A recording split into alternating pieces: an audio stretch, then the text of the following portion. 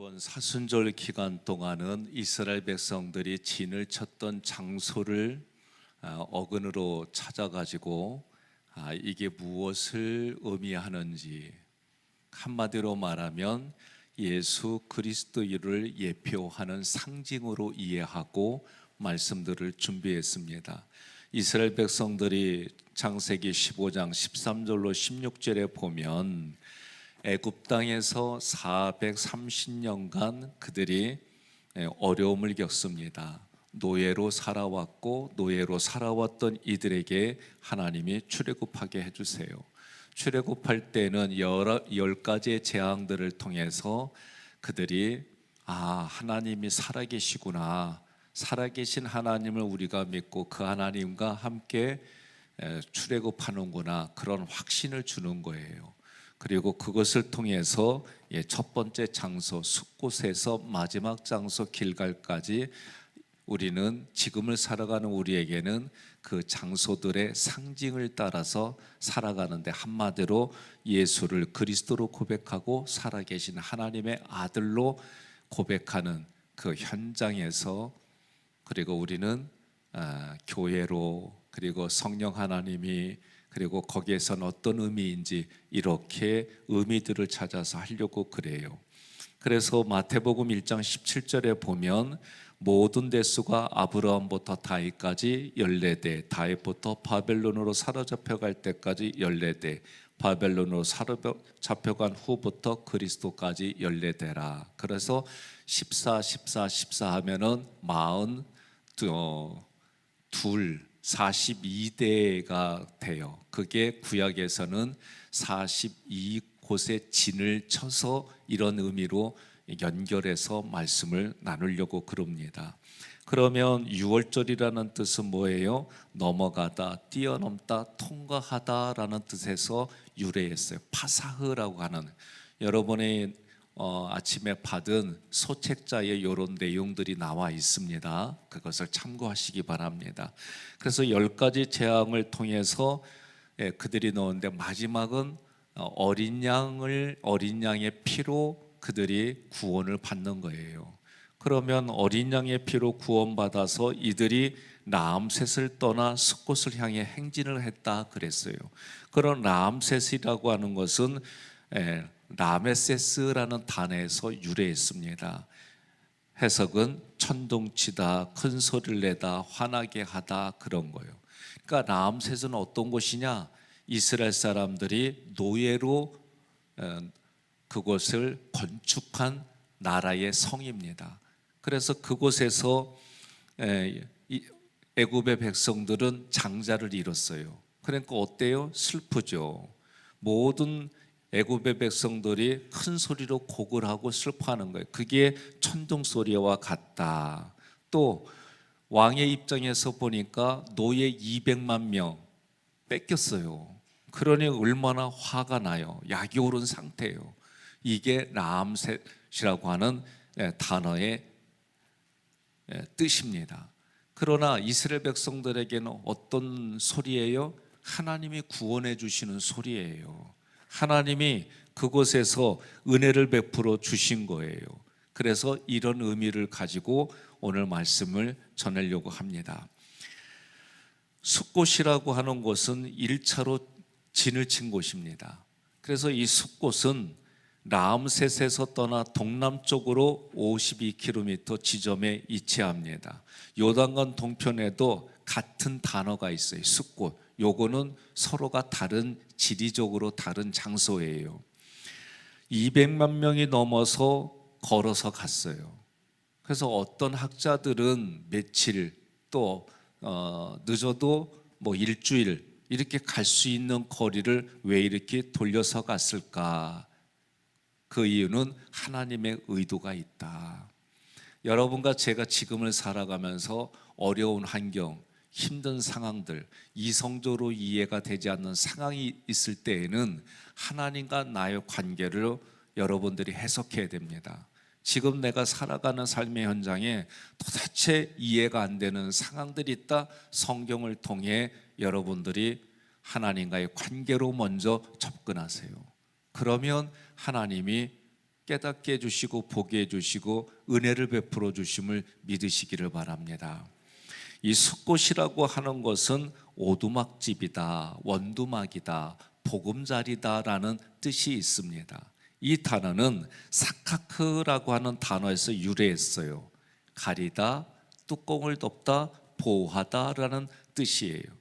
그럼 이 숫꽃은 오두막집이라고 할 때에 오늘 우리에게는 어떤 의미로 받아들이냐면 교회다라고 받아들이면 돼요. 구원을 받았어요. 예수의 피값으로 세운 장소가 어디냐? 교회예요. 그러니 지금 출애굽한 이스라엘 백성들에게 하나님이 먼저 이끌어 주신 곳이 어디냐? 교회라고 하는 거예요. 지금 이 숫꽃이라고 하는 것은 가리다, 뚜껑을 덮다, 보호하다 이런 뜻이라고 제가 말씀을 드렸어요. 람세에서 나온 이스라엘 백성들이 처음에 진을 친 곳이 어디냐? 숫꽃이다. 그러면 어떤 의미냐면은 바로의 손에서 430년 동안 억압되었어요. 노예로 살았어요. 그러면 거기서 해방이 됐단 말이요. 우리는 해방됐다 그러면 당연히 이렇게 저렇게 이성적으로 생각을 얘기를 해요. 여러분, 우리나라 일제 36년을 억압을 받았어요. 우리의 성이 바뀌었어요. 그죠? 억지로 성을 다 바꿔갔어요. 그리고 언어도 뭘로 바꿨어요? 일본어로 바꿨어요. 저는 어렸을 때 우리 할아버지가 일본어를 유창하게 하는데 나는 아무것도 모를 때는 야, 우리 할아버지 대단하다 그랬어요. 알고 보니까 억지로 공부해가지고 일본어를 쓰지 않으면 안 되는 그런 현장에 있었어요. 36년 동안 그렇게 지배를 받으니까 생각, 감정, 문화 다 일본화로 바꿔간 거예요. 이스라엘 백성은 430년 동안 그랬어요. 종의 신분으로 살았어요. 노예의 신분으로 살았어요. 자유가 없다가 갑자기 자유가 생겼어요. 그러면 어떤 얘기를 지금 우리는 못 알아보냐면 자유가 없었는데 갑자기 자유를 받으니까 이스라엘 백성들은 갈피를 못 잡는 거예요. 이게 실제예요. 여러분 생각해 보세요. 광야라고 하는 것은 사람이 살아가기가 어려운 거예요. 애굽에서는 물질적으로 풍요했어요. 왜? 잘 먹어야 일을 하니까 바로가 주는 음식을 먹었어요. 그리고 그들은 그렇게 풍성한 데서 갑자기 광야로 나오니까 살기가 어려운 거예요. 이 사람들은 어떻게 살아야 될지 갈피를 못 잡는 거예요. 이게 이스라엘 백성들의 현장이에요. 누군가는 도와줘야 돼요. 누군가는 손길을 내밀어서 이스라엘 백성을 일일이 다 가르쳐줘야 되는 거예요. 그런 사람들에게 숫꽃이라고 하는 게 어떤 곳이다? 오두막집이다. 그것이 어떤 자리다? 복음자리다. 그런 뜻이에요. 오늘날 우리들에게 세상에서 내 마음대로 살다가 하나님의 진리를 모르니까 갈피를 못 잡는 거예요. 세상을 어떻게 살아야 될까? 그런 현장에 성경을 통해 갈피를 잡게 가르쳐주는 곳이 교회예요. 교회는 어떤 곳이냐? 복음을 가르치는 곳이에요. 여러분, 우리가 신앙생활하면서 교회에서 무엇을 기대하느냐? 내가 잘 먹고 잘 살고 사람들 위해 군림하고 이거 가르치는 데가 아니에요. 교회는 오직 예수로 우리가 살아가는구나. 교회는 오직 예수가 그리스도이구나. 출애굽할 때의 어린 양은 예수 그리스도의 어린 양 보혈의 피라고 신약에서 누누이 말해요. 구약에서도 누누이 말해요. 오늘 여러분과 제가 세상에 살려면 예수 그리스도 보혈의 피밖에 없다. 이걸 가르쳐 주는 거예요. 그래서 내 마음대로 살아가는 사람들에게 신앙생활은 이런 거야, 이런 걸 가르쳐 주는 데가 교회예요. 오늘 숫꽃이라고 하는 것은 세상에서 갈피를 못 잡는 이스라엘 백성들에게 오두막자리고 복음자리라고 가르쳐 주는 거예요. 그러면 숫꽃으로 인도해서 진을 치게 하신 하나님께서 이스라엘 백성들의 수치, 그들이 노예 신분으로 겪었던 초라한 환경, 이런 신분들을 기억하지 않으신 곳이에요. 그들의 과거를 어떻게 해요? 숫꽃이라는 게 뭐예요? 가려준다 그랬어요. 지금 어떤 단어에서 유래했다고 그랬어요? 이 숫굿이라고 하는 단어는 사카크라는 단어에서 유래했는데, 이 사카크는 가려준단 말이에요. 뭘 가려줘요? 이스라엘 백성들의 과거를 가려주는 거예요. 과거를 덮어주시는 거예요. 과거를 덮어주시고 그들을 보호해 주시는 거예요. 이게 사카크라는 단어, 가리다, 덮어주다, 보호해주다, 그런 뜻이라고 말씀드렸어요. 그러니 이스라엘 백성들의 과거 수치를 덮어주는 거예요. 그들을 보호해주는 거예요. 지금 숫곳이라고 하는 것은 그런 의미예요. 그곳이 어디냐? 교회와 같은 곳이다. 교회에서는 여러분, 우리가 하나님께 구원받았어요. 예수의 핏값으로 세운 교회에 나왔어요. 교회는 어떻게 해요? 헬라인이나 유대인이나 자유인이나 노예나 그 누구든지 간에 덮어주는 거예요. 예수 그리스도 보혈의 피로 덮어주는 거예요. 내가 영원히 거듭났다고 하는 건 그런 의미예요. 그래서 이스라엘 백성들이 애굽의 바로 왕의 영향하에 있다가 하나님의 보호의 아래로 왔다. 그 자리가 어떤 곳이냐? 그곳이 예수 믿는 사람들에게는 복음의 자리다. 예, 그런 의미예요. 비록 세상의 눈으로 보면 작아 보여요. 오두막집이에요. 임시로 만든 집처럼 보여요. 그러나 양은 양의 울타리 안에 있을 때에 목자가 그를 지켜주고 도와주고 양을 잡아먹으려고 하는 모든 맹수로부터 도와주듯이 오늘 이스라엘 백성들이 안전하게 보호받을 수 있는데, 하나님의 사랑으로 보호받을 수 있는데 그곳이 숫곳이다라고 가르쳐주는 거예요. 이게 오늘 지금을 살아가는 우리들도 마찬가지예요. 그러면 숫곳과 같은 교회는 어떤 곳일까? 이번 연도에 제가 에베소서를 지금 준비합니다. 에베소서는 다른 말로 말하면 교회론이다라고 말할 정도로 교회가 어떤 곳이냐, 1장부터 얘기를 할 때 하나님의 충만이 예수님에게로, 예수님의 충만이 교회와 성도들에게로, 그 충만이 모든 만물에게까지로 흘러가게 할 때에 하나님이 마지막 시대의 교회는 어떤 곳이냐? 모든 만물에게로 하나님의 충만이 흘러가게 하는 그런 장소예요. 이거는 우리가 육체적으로 접근하는 장소가 아니라 영적으로 그런 하나님의 충만이 흘러가는 곳이다. 다시 말하면 교회를 통해 모든 만물이 회복되게 하는 곳이다. 그걸 가르쳐 주는 거예요. 그래서 에베소서 3장 10절 우리가 함께 봉독하겠습니다. 이는 이제 교회로 말미암아 하늘에 있는 통치자들과 권세들에게 하나님의 각종 지혜를 알게 하려 하심이니. 아멘. 하나님의 지혜를 알게 해주시는 장소가 어디예요? 교회밖에 없어요. 여러분, 우리가 성경을, 제가 지금 구속사로 성경을 해석을 해요. 구속사는 한마디로 말하면 역사예요. 나를 향한 하나님의 역사, 우리를 향한 하나님의 역사. 우리 교회가 올해 76주년이 됐어요. 이런 역사 속에서 하나님의 지혜를 가르쳐 주는 거예요. 교회는 어떤 곳이냐? 에베소서 5장 25절 함께 봉독합니다. 남편들아, 아내 사랑하기를 그리스도께서 교회를 사랑하시고 그 교회를 위하여 자신을 주심같이 하라. 아멘. 예수님의 피값으로 세운 교회인데 그 교회를 그리스도가 사랑했어요. 그런데 이 사랑을 어떻게 표현해요? 남자들이 아내 사랑하기를 자기 자신을 주라는 거예요. 남자들이 아내 사랑하고, 아내가 남자를 교회의 머리로 생각하고, 성경 얘기하면 표현만 다르지 쟤는 이렇게 표현해요. 쌤쌤이요. 그런데 그 교회를 위해서 예수가 자신의 모든 걸 줬다는, 핏값으로 세웠단 말이에요. 에베소서 5장 27절 함께 봉독합니다. 자기 앞에 영광스러운 교회로 세우사 티나 주름 잡힌 것이나 이런 것들이 없이 거룩하고 흠이 없게 하려 하심이라. 아멘. 교회를 통해서 우리들의 인생에 흠이 없게 하는 거예요. 우리로 하여금 거룩하게 만드는 데가 어디요? 교회요, 교회. 그런 교회를 코로나로 인해서 나 누구라고 말 안 해. 교회 못 다니게 하고, 어떤 데는 교회 문도 받고, 이 나라에서. 진짜 이런 일들이 일어났어요. 요새 여러분들 표정 보면은요, 코로나 때하고 무지 달라진 거 아시죠?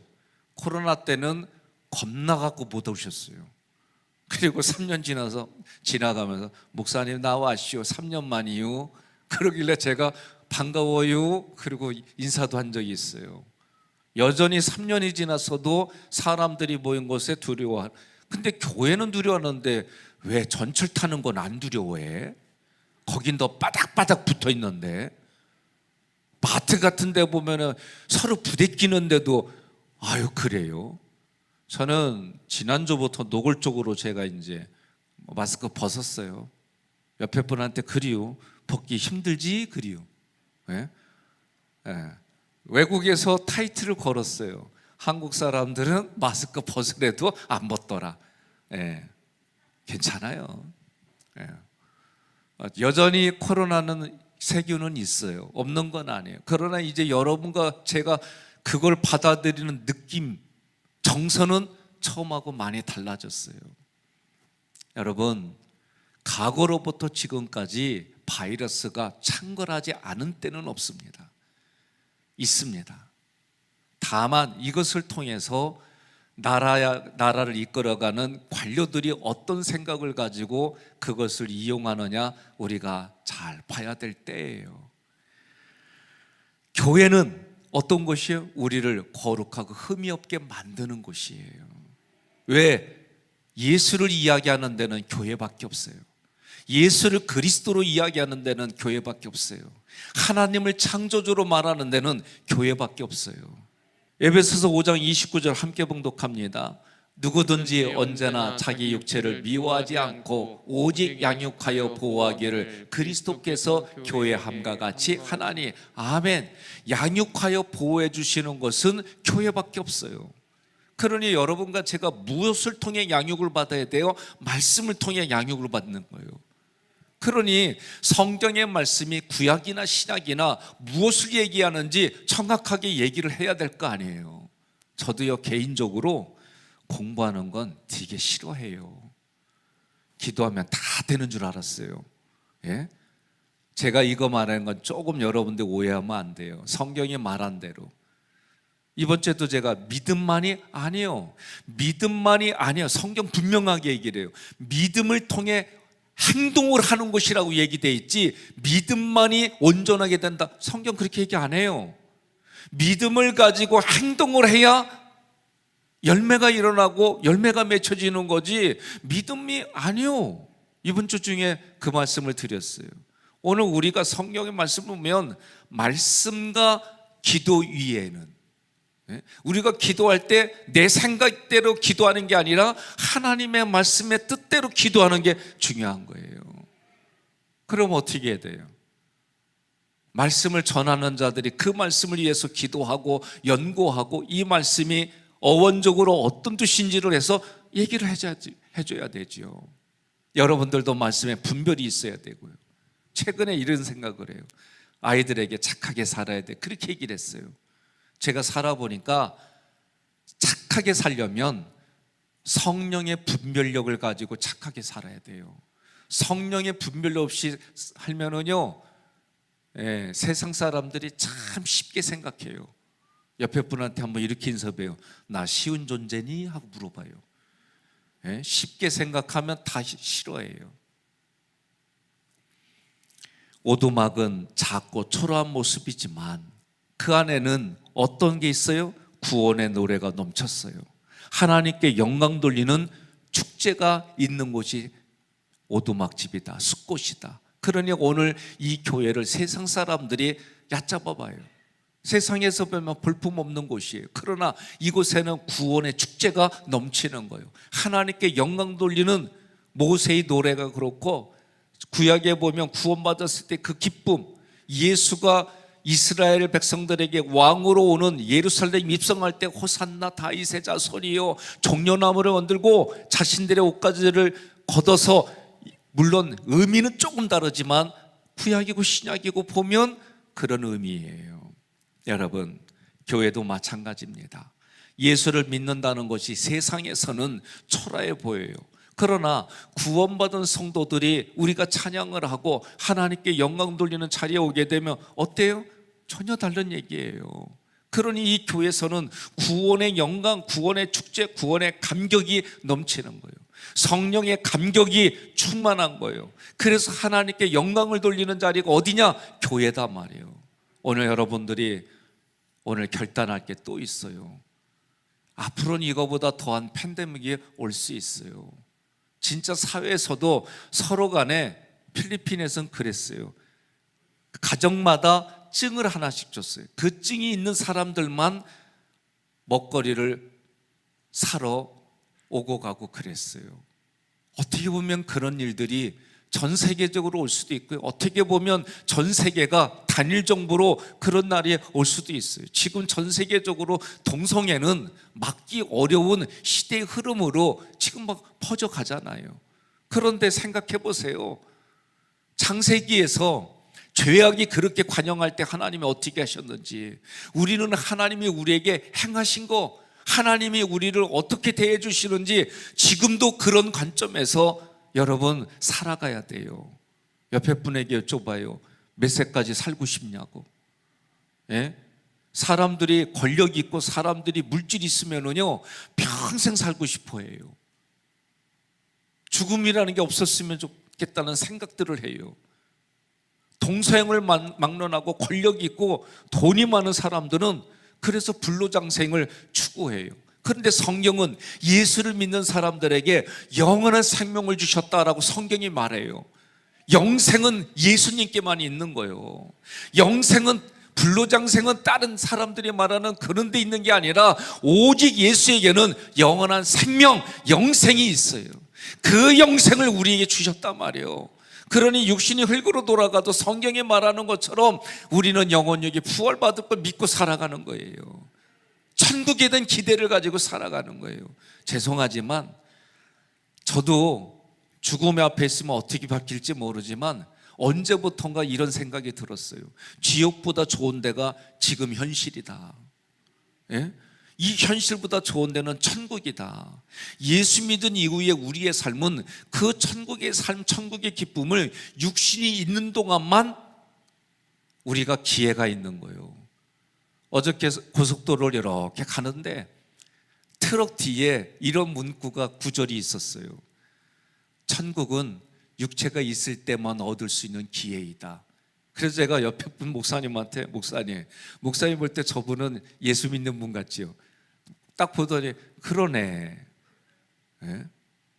자기는 어떻게든지 간에 하모를 나누는 분인지 모르지만 짐이 있어요. 복고 트럭이에요. 그런데 뒤에다가 그런 문구를 썼어요. 천국은 육신이 살아있는 동안 주어지는 기회이다. 그냥 임팩트 있게 와닿는 거예요. 마찬가지예요. 우리의 육신이 살아있는 동안만 기회가 있는 거예요.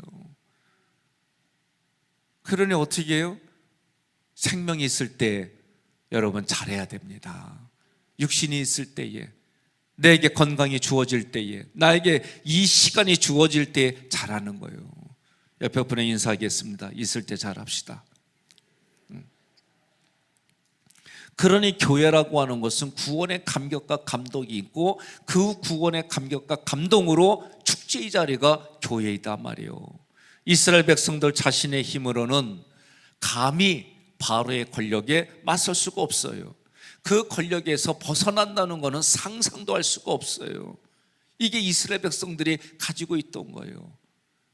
그러니 너무나도 고통스러우니까 하나님께 부르짖는다는 거예요. 그래서 출애굽께서 뭐래요? 보고 듣고 알고 내려와서 건져내요, 인도하여 데려가려 하노라. 우리가 그동안 그렇게 공부했잖아요. 이스라엘 백성들의 그 아픔과 고통과 눈물을 하나님은 보고 계시고 알고 계시다. 오늘도 우리에게 마찬가지예요. 불꽃 같은 눈동자로 나와 우리를 지켜보시는 하나님을 믿으시기를 바랍니다. 우리는 예수님을 알지 못할 때에 이스라엘 백성들처럼 죄의 노예였고 종의 신분이었다. 에베소서 2장 1절에 그렇게 말해요. 그는 허물과 죄로 죽었던 너희를 살리셨도다. 우리는 허물과 죄가 있었는지 없었는지도 모를 정도로 그렇게 살고 있는데 이미 우리를 위해서 예수가 죽으셨단 말이에요. 믿으면 아멘 하시기를 바랍니다. 그럼 우리를 무엇으로 살리셨느냐? 예수 그리스도 십자가 보혈로 살리신 거예요. 우리들이 처음 예수 믿었을 때에 또 우리에게 처음 왔을 때에 잘 몰라요. 어리벙벙해요. 익숙하지 않아요. 마치 이스라엘 백성들과 같은 모습이에요. 우리들은 사단의 종이요 노예와 같은 신분을 가지고 살아갔어요. 초라한 모습이에요. 내가 스스로 하나님 앞에 나가거나 사단의 손아귀에서 벗어나려고 하는 생각조차 하지 못했어요. 누군가 하나님의 은혜로 누군가의 전도로 예수가 전해진 거예요. 예수를 믿게 됐어요. 부모로부터 또는 이웃으로부터 예수를 소개받았어요. 그래서 교회에 들어왔어요. 교회 생활이 무엇인지 몰라요. 때로는 예배 마치고 나갈 때 저한테 인사하는 분들 다양하잖아요. 어떤 분은 저한테 이렇게 인사해요. 그러면 저도 이렇게 해줘야 되는데 차마 이렇게는 못하겠어요. 예? 그분은 오랫동안 이웃집에서 살았어요.